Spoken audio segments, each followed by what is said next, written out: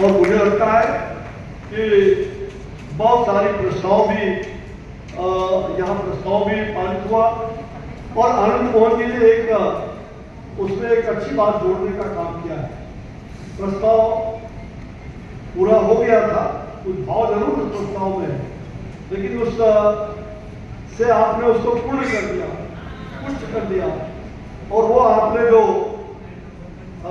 कहा कि जो लोग जेपी सेनानी या स्वतंत्रता आंदोलन के जो सेनानी रहे, अब तो वो नहीं है।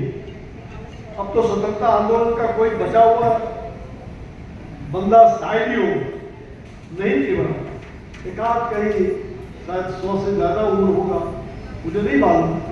लेकिन मैं चाहूंगा कि अगर कुछ ऐसे होंगे स्वतंत्रता आंदोलन के कोई भी जीवित होंगे, उनका और जो जेपी आंदोलन के सेनानी, लोकतंत्र के सेनानी रहे, जो इन्होंने कहा, उनके मरणोपरांत सरकारी समारोह से उनकी अंत्येष्टि की जाए, इस प्रस्ताव को उसमें जोड़ दिया जाए और सबका समर्थन इस प्रस्ताव में है ना। बहुत धन्यवाद जी। मुझे लगता है कि आज यहां बैठे हुए सभी, कुछ पत्रकार मित्र भी है, मैं तो चाहता था, समय अभाव है, हमारी पूरी टीम है जिन्होंने 2 दिन में इस कार्यक्रम को किया है, जो घोषणा बहुत पहले हुई थी, लेकिन उन सब का भी मैं चाहता था, वो भी लोकतंत्र के प्रहरी हैं, उनका भी सम्मान होना चाहिए था। मैं इस कार्यक्रम के उपरांत करूंगा, देर हो जाएगी, मुझे भी प्लेन पकड़नी है और उनके लिए अलग कार्यक्रम करूंगा। अभी तो सालों भर कार्यक्रम चलना है। भाई और बहनों, मुझे लगता है कि दिनकर जी के उस पंक्ति से मैं अपनी बात को शुरू करता हूं। ठीक कहा, मुझे याद है वो 5 जून का क्रांति का दिन, जो कह रहे थे, दिनकर जी ने उस समय कहा था, जय हो भारत के नए खड़गे, जय हो, जय हो, जय हो भारत के नए खड़गे, जय तरुण देश के सेनानी, जय तरुण देश के सेनानी। जेपी के लिए जो कहा था राष्ट्र कवि दिनकर गांधी मैदान में, मुझे वो पंक्ति याद है जिस समय उन्होंने कहा, सिंहासन खाली करो, जनता आती है।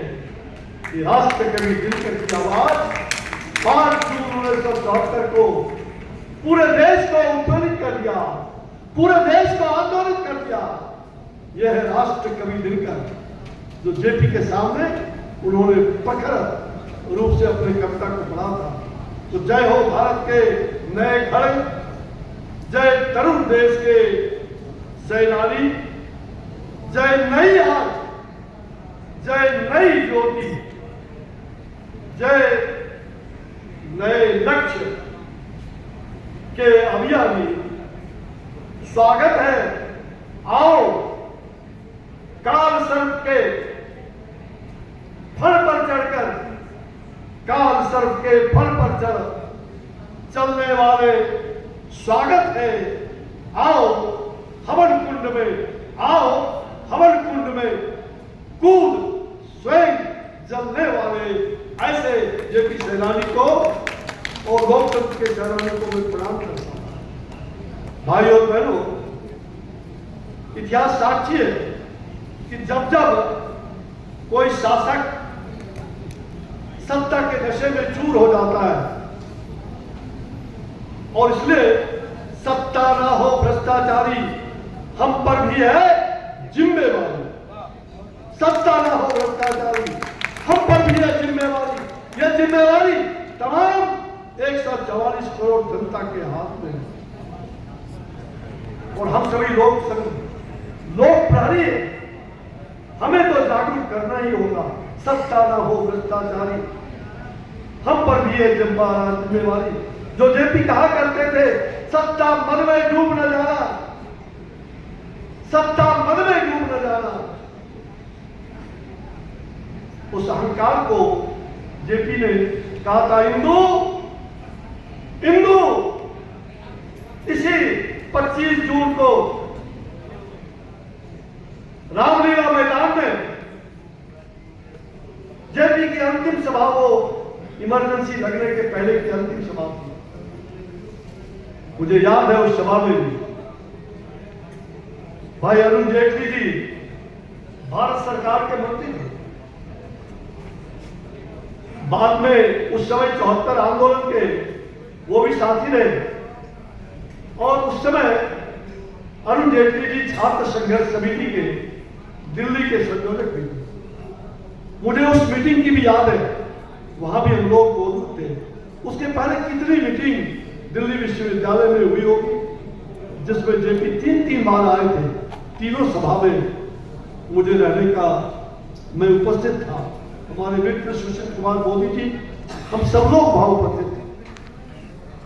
भाई और बहनों, मैं कहना चाहता हूं जेपी के उस उद्गार को शायद नई पीढ़ी उस बात को जान नहीं पाए और मैं चिंतित हूं कि उनके जो उद्गार है, जो उनकी अभिव्यक्ति थी, शायद माफ करिएगा अगर किसी को कड़वा लगे तो मुझे माफ कर देना, शायद जेपी के उस उद्गार को भूल गए। मेरे कई अनन्य साथी, मैं जब 8 अप्रैल को,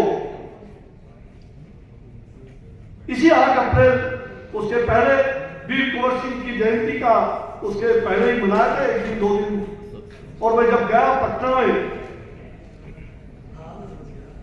और पटना में हजारों लोग इकट्ठा हुए जेपी के आवाज पर गए और 12 बजे दिन में 8 अप्रैल को जब जेपी के गले में, आनंद भाई मैंने कोई माला नहीं देखा, मेरे आंखों से आंसू छलके, माफ करिएगा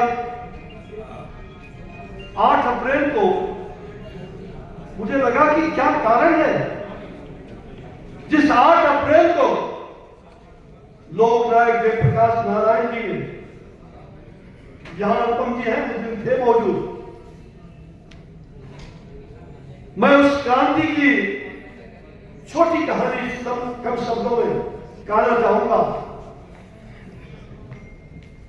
17-18 फरवरी छात्र नेता सम्मेलन बिहार का, उस सम्मेलन का संयोजक में था पटना विश्वविद्यालय,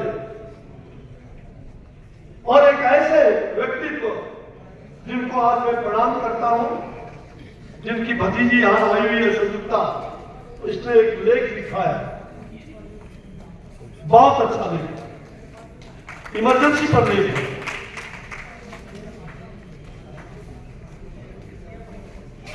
professor Ravindra Kesari, science college का मैं छात्र था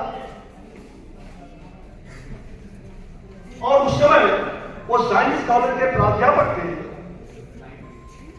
और विद्यार्थी परिषद के, अखिल भारतीय विद्यार्थी परिषद के पहला संगठन मंत्री के रूप में वो बने थे।